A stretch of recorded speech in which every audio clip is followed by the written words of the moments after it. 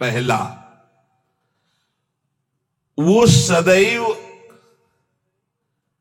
परहित में ही रत होता है, स्वसुख वांछा उसमें नहीं होती, उसका मन और इंद्रियां उसके अधीन होती। जिसका मन अधीन नहीं है वो महाठग है। ये हम महापुरुषों के वचन बोल रहे हैं। जिसका मन अधीन नहीं है वो महाठग है। दैवी संपत्ति को चुरा करके आसुरी संपत्ति को प्रकट करना इस मन रूपी महाठग का प्रभाव है। जिसका मन अधीन नहीं है वो आसुरी संपत्ति वाला है। नाना प्रकार से सत भजन रूपी धन का अपहरण करवाता है मन काम क्रोध आदि से मिल करके। इसलिए जो भक्त होता है सबसे पहले इस महाठग को अपने अधीन करता है, मन को। उसकी हर बात का अनादर करके सदगुरु की बात से इस मन को वश में किया जाता है, मन की बात का अनादर करके। और जो मन के अनुसार चलता है वो स्वयं महाठग अपने को ठगा करके ऐसे कार्य करता है जिससे पछताना पड़े। तो भक्त का पहला लक्षण है मन विजयी, स्वसुख वांछा का त्यागी, पहला लक्षण है इसमें जो वर्णन कर रहे हैं। दूसरा है भक्त मृत्यु विजयी होता है। मन विजयी, इंद्रिय विजयी, और दूसरा मृत्यु विजयी। वो हर समय सच्चिदानंद भगवान के चिंतन में इतना निमग्न रहता है कि उसके अंदर से मृत्यु का भय खत्म हो जाता है, मरने का भय खत्म हो जाता है। मन और इंद्रियां अधीन और मृत्यु के भय से मुक्त, भक्त का लक्षण। जिए काल बस ना परे, समुझ जियाए शरण ते डरत ना काल डर, शुद्ध भक्त का लक्षण।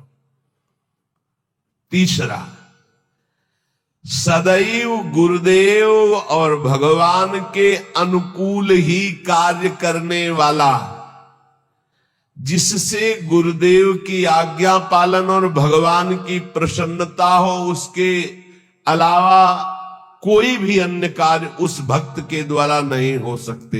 अर्थात तस्मात् शास्त्रम प्रमाणन्ते कार्याकार्यो व्यवस्थितो। उसके आचरण साधुता के अनुकूल, गुरु के अनुकूल, शास्त्र के अनुकूल, भगवान के अनुकूल। श्री कृष्ण अनुकूलेन प्रतिकूलस्य वर्जनम, प्रतिकूलस्य वर्जन, प्रतिकूल को त्याग दिया, विसर्जनम पूर्ण रूप से त्याग दिया। पहला है मन और इंद्रियों को वश में करने वाला। अगर मन और इंद्रियों को वश में नहीं किया तो महाठग होगा, क्योंकि मन बहुत ठगी है। वो सारी देवी संपदा को चुरा कर आसुरी संपदा प्रकाशित करता है, इसलिए उसका स्वभाव ठगी हो जाएगा। जो मन और इंद्रियों को वश में नहीं किया, ठगी का मतलब पाखंड, बाहर से बड़ा और अंदर से पोला, अंदर से वही काम क्रोध लोभ मोह मद की प्रवृत्तियां, वही धन, वही भोग वासनाएं। बाना कुछ और है और आचरण कुछ और है। दूसरा है मृत्यु पर विजय प्राप्त की, मृत्यु के भय का नाश हो गया, वही भक्त है। पहला लक्षण शरणागति में आता है निर्भय है, मृत्यु का भी भय खत्म हो गया है। तो जो साधक है वो चल रहा है, लेकिन वो मृत्यु से थोड़ी डरता है, वो तो चल रहा है प्रभु की तरफ। और जो प्रभु का भक्त हो चुका है उसके अंदर मृत्यु का भय कैसे होगा। तीसरा, भूल न दे कुमारक पाऊं, गुरु और इष्ट के प्रतिकूल आचरण बन ही नहीं सकता भक्त के द्वारा। वो सदैव गुरुदेव की आज्ञा और इष्ट देव की प्रसन्नता पर ध्यान रखकर कार्य करता है। चौथा, सदैव देखता रहता है कि मेरे गुरुदेव, मेरे इष्ट देव मुझे देख रहे हैं। मैं जो भी आचरण कर रहा हूं मेरे गुरुदेव देख रहे हैं, मेरे इष्ट देव देख रहे हैं। एक शिष्य बनने के लिए दो लोग गए। गुरु ने दोनों को तरबूजे दिए, कहा एक तुम जाओ, ऐसी जगह से अमनिया करो जहां कोई देख ना रहा हो। ऐसी जगह जाके काटो जहां कोई देख ना रहा हो। एक आए, थोड़ी देर में काट के बैठ गए। बोले उसको भी आ जाने दो। शाम तक घूमा, लौट के ऐसे ही पूरा रख दिया, जिससे अमनिया की हुई बैठे थे। उनसे पूछा कि तुम बहुत जल्दी आ गए मनिया करके, कहा? बोले प्रभु एक ऐसी एकांत स्थल में गया, आसपास देखा कोई नहीं था, चिड़िया भी नहीं थी, वहां से काट के ले आए। अच्छा, आप क्यों नहीं शाम तक घूमते रहे? बोले प्रभु मुझे कोई ऐसा स्थान नहीं दिखाई दिया जहां आप न हो। आपने कहा था कोई न हो, तो मुझे कोई ऐसा स्थान नहीं दिखाई दिया, क्योंकि अखंड मंडलाकारम व्याप्तम इन चराचरम, आप चराचर में व्याप्त मेरे गुरुदेव हैं, मेरे गुरुदेव देख रहे हैं। इसलिए आपने कहा था कोई न देख रहा हो, तो प्रभु हर समय आप मुझे दिखाई दे रहे थे, इसलिए मैंने कहा। जो काट लिए थे उनसे कहा कि तुम तरबूज पाओ और निकल लो, तुम्हारी दीक्षा नहीं होगी। और जो नहीं काटे थे उनसे कहा तुम दीक्षा के अधिकारी हो। ये चौथा, जो हर समय देख रहा है कि मेरे गुरुदेव मुझे देख रहे हैं, मेरे इष्ट देव मुझे देख रहे हैं, मैं जो भी आचरण कर रहा हूं मेरे गुरुदेव देख रहे हैं। पांचवा, ये भक्त का लक्षण, अपने परिवार से तनिक भी मोह ना होना। भगवत, चाहे गृहस्थ हो चाहे विरक्त, भगवत भाव होना, मोह न होना। मोह गए बिनु राम पद होई न दृढ़ अनुराग। भगवान की ही तरफ हर वृत्ति, सब में भगवत भाव, मोह किसी से नहीं। और छठवां, महान दुख विपत्ति को आदर पूर्वक मुस्कुरा कर सहना। समझ में आ रहा? ये हैं भक्त के लक्षण। महान दुख, जो गुरु भक्त होता है उसमें दया, नम्रता, साधुओं से प्रेम, दंभ शून्यता, असंगता, निष्कामता, तीव्र वैराग्य, शांति, एकांतवास, केवल भगवान से संबंध, ये 10 बातें जागृत हो जाती हैं जो ये गुरु की शरणागति लेकर के आराधना करता है। सज्जन, साधुजन, भक्तजन उसे ही कहते हैं जो किसी भी माता बहन में काम भाव न देखे, जो किसी से धन लेने की चाह न करे, जो दूसरे के दुख को देखकर स्वयं दुखी हो जाए, और जो हर समय ईश्वर को अपने सामने रखता है, उसे कहते हैं साधु। उसे साधु कहते हैं, चाहे वो गृहस्थ हो चाहे विरक्त हो। फिर किसी भी स्त्री की तरफ काम भाव न करना, दूसरे के धन लेने की भावना का त्याग करना, दूसरे को दुखी देखकर स्वयं दुखी हो जाना, और हर समय ईश्वर के सानिध्य का अनुभव करना। सर्वत्र भगवान है तो यहां भी भगवान है, सबके भगवान है तो मेरे भी भगवान है, सब समय भगवान है तो इस समय भी भगवान है, सबको देख रहे हैं तो मेरे को भी देख रहे हैं। श्री भगवान का अखंड स्मरण,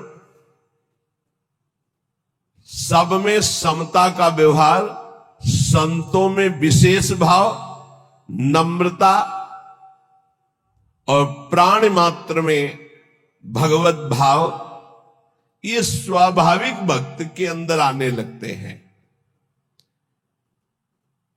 जो विषयों का संग्रह, भोगों का चिंतन, दूसरे शरीरों का आकर्षण भोग वासना से, और रुपया पैसा की प्रियता, वो महामूर्ख है, वो भगवान का भक्त नहीं हो सकता।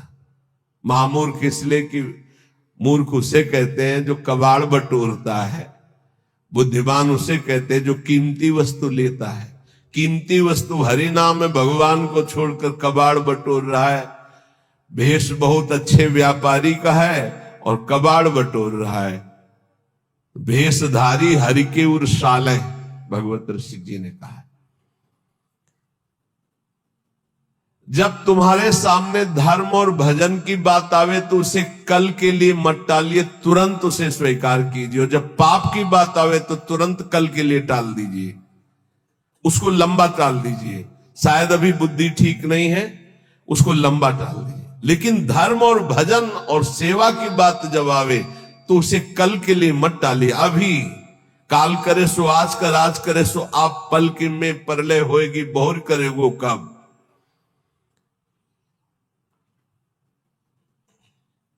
भोजन की चिंता का तनिक भी भाव भक्त के हृदय में नहीं होता, भोजन कहां मिलेगा।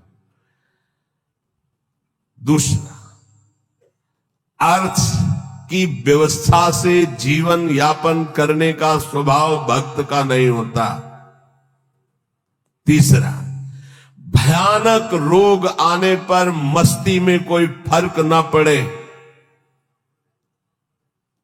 चौथा, कोई भी संग ना दे तो भी असंग भाव में नित्य मगन रहे। ये भक्तों के लक्षण वर्णन हो रहे हैं। भोजन की चिंता का त्याग, धन की व्यवस्था से जीने की भावना का त्याग, भारी रोग की स्थिति में मस्ती में कोई फर्क ना आवे भक्त का लक्षण, और किसी के भी संग में उसकी कोई रुचि नहीं है, असंगता का उसको सुख है।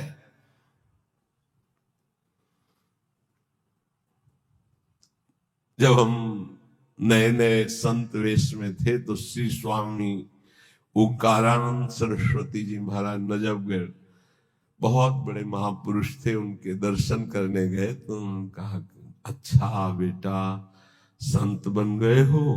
पहले से वो कृपा करके घर जाया करते थे, बहुत से संत भगवान जाते थे, तो बहुत अच्छा बहुत अच्छा। देखो बेटा संतों का जीवन, आज उसे लिखा पाया है, हाँ वहां तो उन्होंने समझाया था तो समझ गए। जो संतों में लक्षण,